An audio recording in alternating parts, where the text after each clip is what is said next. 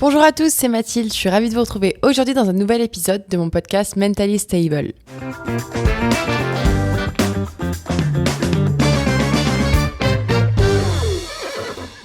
Hello, j'espère que vous allez bien et que vous avez passé une bonne semaine.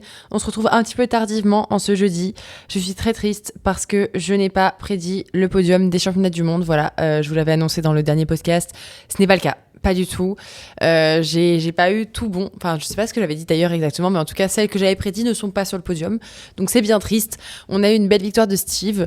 Trop cool. Je pense que vous avez eu passer ça sur les réseaux, mais en tout cas, voilà. Aujourd'hui, on se retrouve pour un petit épisode pour débriefer un petit peu ces 2 semaines de championnat à Aix-la-Chapelle. C'est quand même un événement assez important, donc je pense que c'est cool de consacrer un épisode à ça. Ça valait vraiment le coup de revenir sur cette échéance après l'avoir vécu. Donc voilà, c'était pour ça que je voulais enregistrer un petit épisode dédié. D'ailleurs, je suis avec Guillaume. Guillaume ? Bonjour. Guillaume est loin dans la pièce. Il est en train de vous faire le montage du vlog, les gars. Donc ça arrivera pas tout de suite, mais Guillaume, ça arrivera la semaine prochaine, hein. Oui, il me dit oui avec sa tête. Non, pas l'année prochaine, la semaine prochaine. Bref, on est en train de vous faire un méga vlog qui va durer, je pense, plus d'1 heure. Là, Guillaume est en train de saigner des yeux parce que ça fait tout l'après-midi qu'il est en train d'éditer ma tête sur l'ordinateur. Mais voilà, on a fait un méga vlog et en attendant que le vlog arrive sur ma chaîne YouTube personnelle, pas celle du podcast, je voulais vous faire un petit débrief de ces 2 semaines qui ont été très intenses. C'est vrai que au moment de l'enregistrement du premier épisode, de la semaine dernière... Attends, il est sorti quand ? Oh waouh, je suis perdue dans l'organisation. Au moment du dernier épisode, on était déjà à Run, mais on n'avait pas encore prédit les gagnants du championnat. Là, on a pu voir un petit peu tout ce qui s'est passé. On a vécu vraiment ça de l'intérieur pendant 2 semaines. C'est pour ça aussi que je suis en retard surtout parce que vraiment c'était très fatigant et là je ne fais que dormir depuis que je suis rentrée. Donc on est rentré lundi soir. Vraiment lundi soir, j'ai eu un mental breakdown. Je sais pas si ça vous fait ça après les événements. Enfin, est-ce que c'est moi? Est-ce que c'est tout le monde? Est-ce que les photographes aussi? Mais quand je rentre d'un événement comme ça, et c'est un vrai sujet, et je dors pas pendant 10 jours. Okay, surtout que normalement c'est que 4 jours, 5 jours, là c'est vraiment 10 jours. Donc avec Guigui on n'a pas dormi, on a vraiment travaillé sans relâche pour vous proposer plein de contenus. On avait plein de clients, on avait du monde il y avait plein de trucs à faire, plein de rendez-vous pro. Les rendez-vous pro en plus moi ça s'est duré 30 minutes, ça dure toujours 2 heures parce que je ne fais que parler. Et donc voilà, on sort la bouteille de rosé, c'est l'apéro, rendez-vous pro et hop, il est tout de suite genre 23 heures. Donc la semaine a été hyper productive mais très fatigante. Et en fait j'ai fait des rendez-vous pro mais à 2 heures du matin au bar quoi. Donc c'est bien parce que c'était un peu de place to be et il y avait tout le monde à voir de l'industrie, donc c'était super intéressant de l'intérieur. Mais du coup, quand je rentre chez moi après des événements comme ça, que ce soit Aix-la-Chapelle ou d'autres, mais surtout à Run, peut-être un petit peu le Salon du Cheval de Paris, mais encore, il y a des événements qui arrivent après, donc pas trop. Vraiment, c'est après Aix-la-Chapelle et après Lyon, quand il y a vraiment un creux. Là, c'était en août, et moi, là, je vais me faire opérer du genou, donc il y a vraiment un creux qui arrive d'événements dans ma vie, parce que j'aurais pas trop d'événementiel. Et normalement... À Run, le CHIO, c'est au mois de juin. Donc pareil, après, moi, l'été, je fais pas grand-chose en termes événementiels. Je vais pas à la mode, je vais pas aux événements qu'il y a en France. Donc c'est vraiment toujours, Aix-la-Chapelle tombe toujours avant une période de creux. Et pourquoi je vous dis ça ? Parce que quand t'es un cavalier ou un groom ou peu importe quelqu'un de l'industrie qui enchaîne les événements, tu fais un événement, tu rentres le lundi chez toi, tu fais tes valises, tu repars ailleurs. Donc t'as pas le temps de t'ennuyer. T'as pas le temps de rien faire ou être en pause ou, vous voyez... de penser en fait au vide, si je puis me permettre. Et moi en fait là en rentrant d'Aix-la-Chapelle, en particulier là cette année parce que du coup je vais me faire opérer du genou et j'ai une grosse période de creux, mais en vrai j'ai plein de trucs à faire donc c'est pas grave, je rentre chez moi, c'est lundi et je me dis putain mais c'est la fin du monde, tout ça ne se passera plus jamais, c'était merveilleux et ça n'arrivera, et en fait je suis déjà nostalgique de ce qui vient de se passer alors que ça vient de se passer il y a genre 10 minutes, et surtout le fait de rien avoir derrière qui arrive, ça te force à te faire une rétrospective de ce qui vient de se passer et une introspection de ta vie complète. Et je sais pas si c'est juste moi ou si c'est tout le monde, mais autour de moi, ça a l'air d'être tout le monde, de rentrée d'événements ou de gros événements sportifs comme ça, mais même des événements professionnels de manière générale, ou des événements que t'attends depuis longtemps. T'as un peu build l'excitement jusqu'à l'événement et il a lieu et après il n'y a plus rien. Vous voyez ce que je veux dire ? Et en fait, j'ai dit que ça se passait pas pour Paris ou Genève, parce qu'après Salon du Cheval de Paris et Genève, il y a toujours Noël. Donc t'as toujours un truc, il y a toujours une réunion familiale ou un truc à aller voir des gens ou des cadeaux à ouvrir. Donc il y a quelque chose. Et puis moi, après Noël, c'est le Nouvel An. Et après, c'est mon anniversaire. Donc moi, le breakdown, il est souvent après mon anniversaire parce que c'est janvier, février. Et alors là, il y a rien. Mais là, voilà. En gros, tout ça pour vous dire que vraiment lundi, c'était le mental breakdown parce que vraiment mardi, mercredi, là, cette semaine, ça va, mais j'avais du boulot, mais j'étais tellement fatiguée. En fait, c'est un mix entre un sentiment de tout est fini, vas-y, on n'a pas assez profité, et un sentiment de putain, mais en fait, il faut que je dorme. Et en même temps, j'ai pas envie de dormir j'ai hyper envie de dormir, mais je peux pas parce que j'ai trop de trucs à faire, parce que j'ai tous les photos à éditer, à trier, le retard des mails et tout ça. Et du coup, bah, en fait, t'es dans un mix de un peu d'une procrastination où ton cerveau est quand même en train de bouillir, vouloir dormir et y arriver, et faire 50 000 trucs et y arriver à rien. Du coup, c'est un peu un mix assez surprenant qui se passe quand même très souvent après les événements. Et je pense que beaucoup d'entre vous pourront relate à ça, c'est le fait de, après un grand événement dans ta vie, t'as comme un vide. Parce que t'as tellement... Surtout si c'est un événement de dernière minute, bah non, parce que tu t'y attendais pas, tu vois. Donc forcément, ça se passe et puis voilà. Mais si c'est un truc sur lequel t'as bossé pendant plusieurs mois, voire plusieurs années, bah forcément, genre, quand ça arrive, c'est tellement un objectif qui est atteint qu'après, c'est dur de se refocus sur autre chose. Donc moi, j'ai 100 000 trucs en même temps. Donc en vrai, je me refocus sur des trucs et je me plains un peu pour rien. Enfin, je me plains pas pour rien, mais lundi, j'étais crevée, vas-y, j'ai pleuré et tout. Mais mardi, ça allait beaucoup mieux parce qu'en fait, j'ai 100 000 trucs à faire, donc ça va. Mais du coup, je me pose jamais trop plus d'une journée. Genre, le lundi, je vais dire, putain, ma vie est terminée, c'est la fin du monde, qu'est-ce que c'est que ma carrière, mais est-ce qu'on va y arriver, mais pourquoi je monte cette boîte, ça sert vraiment à rien, pour que le mardi, je me dise, putain, mais vas-y, on va être les rois du monde, ça va être trop bien, on va construire un empire. Vous voyez ce que je veux dire? Genre, c'est très une dualité qui est vraiment liée au sommeil et au retour d'événements et à une FOMO de pas être à un autre événement. Parce que c'est une industrie qui va tellement vite et où il y a des trucs tous les week-ends, il y a, je crois, 60 CSI 5 étoiles par an, donc en fait, il y a plus d'un CSI par week-end. Tous les week-ends, il se passe quelque chose, donc en fait, tu peux pas être partout, mais c'est difficile de s'en rendre compte et d'adapter son emploi du temps et son cycle de sommeil à ça, parce que là vraiment moi je dors jusqu'à 10 heures tous les matins, c'est une catastrophe. Voilà, donc là je suis en train de voir ce que Guillaume est en train de faire au montage. J'ai une coiffure, on dirait une serpillière, hein Guillaume? Pourquoi tu dis oui? Tu pourrais dire que je suis hyper belle? Non, voilà, je ressemble à une serpillière. J'ai hâte de vous sortir le vlog, ça va être exceptionnel. Bref, en attendant, petit épisode, voilà, débrief de ce concours qui était vraiment super. 2 semaines de folie, on a très bien mangé, on a mangé que des patates les gars. Petite confession, mon cycle digestif ne va pas du tout bien. Et je pense que celui de Guillaume non plus, il ne le communiquera pas maintenant, mais on a des problèmes de transit en fait, c'est pas possible. On a passé 2 semaines à bouffer des patates, excusez-moi, des patates, ça s'appelle comment les petites pâtes allemandes là? Les Spitzel. Spätzle. On a bouffé des Spätzle, donc c'est une sorte de pâte à la patate, des gnocchis aplatis allemandes au beurre, bah évidemment, excellent. Des boulettes à la béchamel, des cheesecakes. Alors ça, fun fact, en fait, on déjeunait à la cantine de l'événement, qui était du coup pour la presse, les journalistes et les cavaliers et tout, et voilà. Et par quelques fois, j'ai eu le droit au VIP, très sympa, où là vraiment les mets étaient plus fins et délicats et plus variés. Mais du coup, 90% du temps, on a bouffé à la cantoche, qui le premier jour est excellente. Et je me plains pas, hein, vraiment par rapport au concours, parce que j'ai bossé pour eux, donc je crois que j'ai même pas le droit de me plaindre, j'en sais rien, mais je me plains pas vis-à-vis de mon client, vous voyez, mais 2 semaines de cantine, c'est long. Peu importe où tu es, 2 semaines de cantine, c'est long. Surtout quand c'est de la nourriture allemande, si je puis me permettre, parce que les patates, la purée, les pâtes, là, moi, je ne mange pas de gluten en temps normal. Autant vous dire que là, j'ai fait la révolution intestinale. Mon corps a redécouvert le gluten en 2 semaines. Surtout qu'au dessert, c'était des cheesecakes. Et en fait, fun fact, il n'y avait pas de yaourt, il n'y avait pas de fruits. Et le premier jour, moi, je trouve ça excellent. Je me dis, putain, mais trop bien, on bouffe des gâteaux, quoi. Excellent. Jour numéro 4, après, du coup, quasiment 8 repas, les cheesecakes, t'as envie enfin, ils te sortent par les trous de nez, quoi.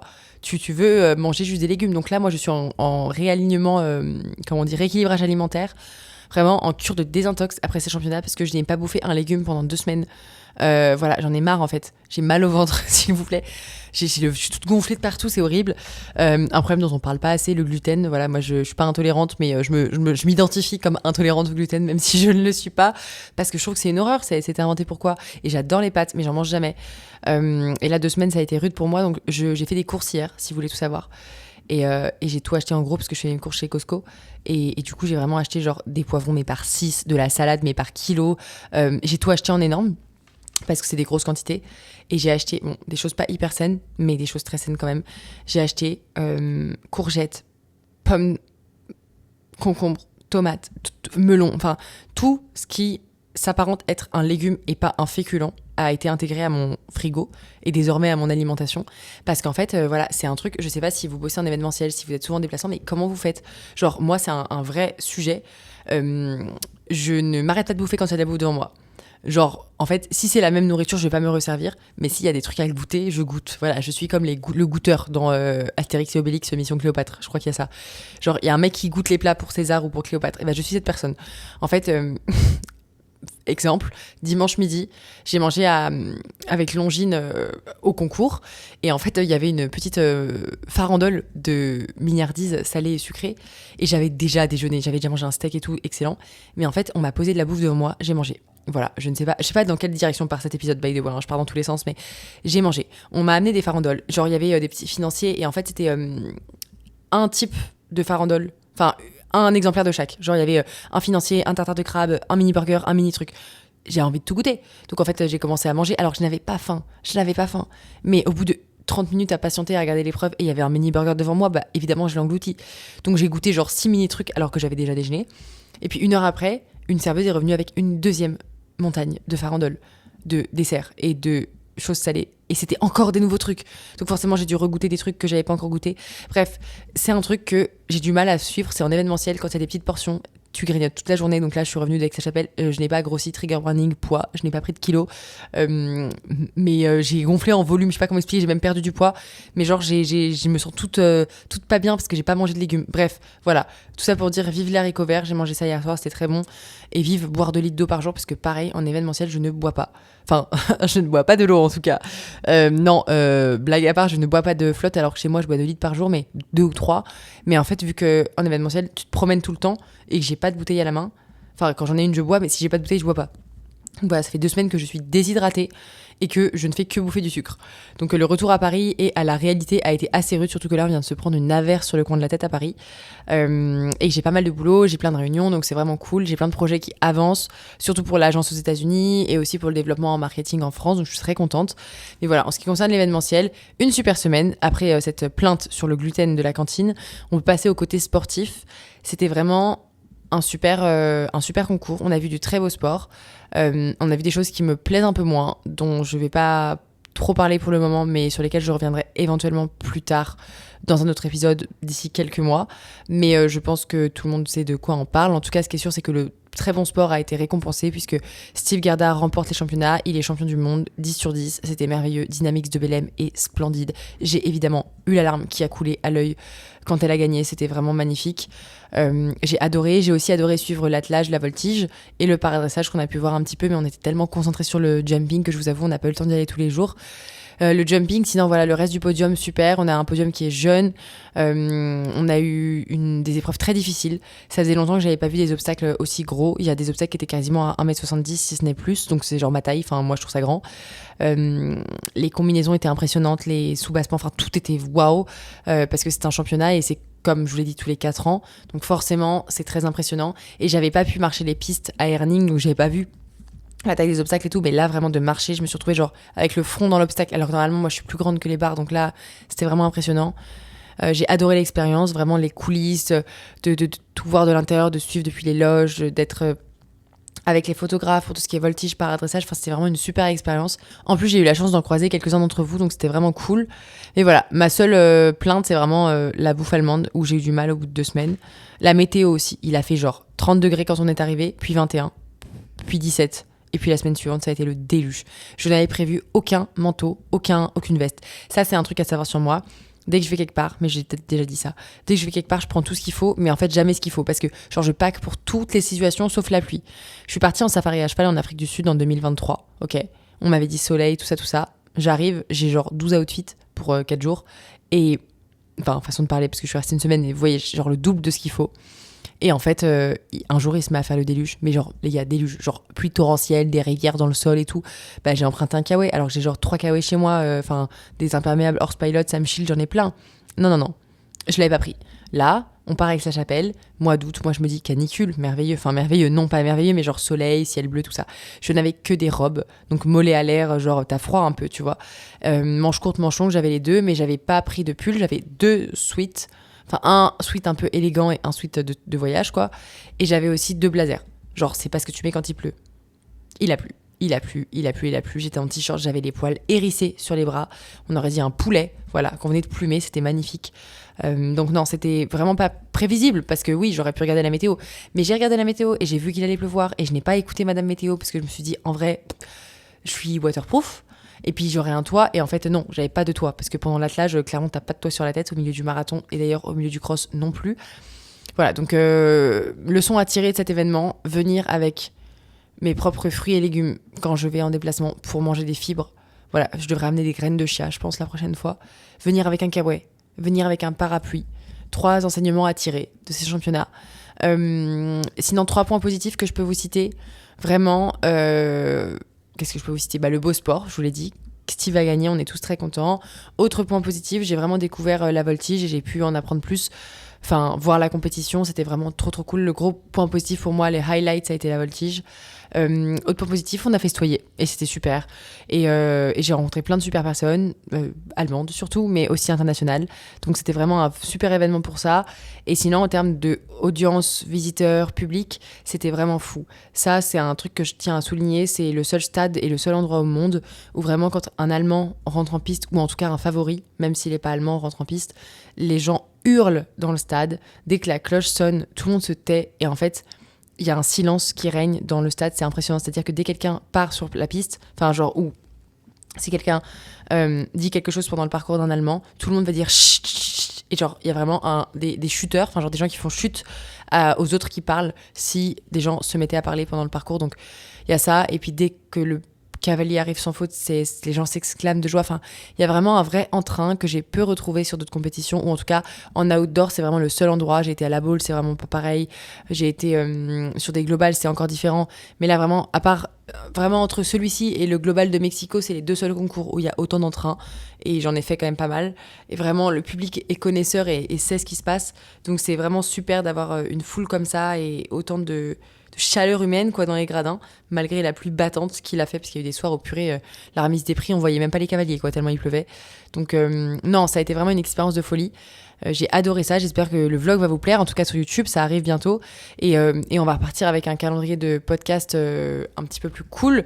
Je pense que je vais faire une pause de podcast pour genre septembre, parce que je me fais opérer du genou, donc quand même j'ai envie de me rétablir en un seul morceau, mais pour la suite je pense qu'on fera un calendrier, une saison 2, parce que là quand même c'est bientôt le mois de septembre, donc il y aura encore quelques épisodes de Mentally Stable qui arrivent, mais après je vais faire une petite pause pour préparer la saison 2 qu'on va lancer je pense en novembre, octobre-novembre, avec des nouveaux épisodes, peut-être des invités, peut-être des formats filmés. D'ailleurs sur ça n'hésitez toujours pas à me faire des retours si vous préférez qu'on filme, si vous voulez des invités et si vous avez des idées de thèmes pour la saison 2, n'hésitez pas à m'envoyer un message sur Instagram, c'est @mentalystable.podcast. En attendant, moi je vous souhaite un bon week-end, j'espère qu'il pleuvra moins chez vous que chez moi, parce qu'à Paris en ce moment c'est une catastrophe. Je vous embrasse et je vous dis à très bientôt. Bisous.